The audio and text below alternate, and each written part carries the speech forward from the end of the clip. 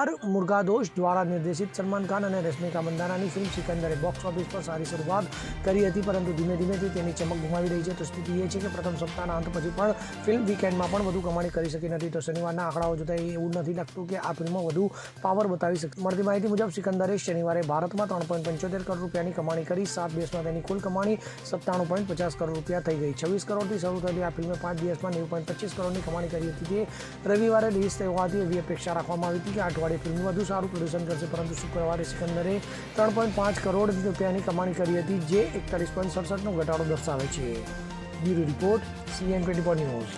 હવે જુઓ દેશ દુનિયાની તમામ ખબરો તમારી આંગળીના ટેરવે.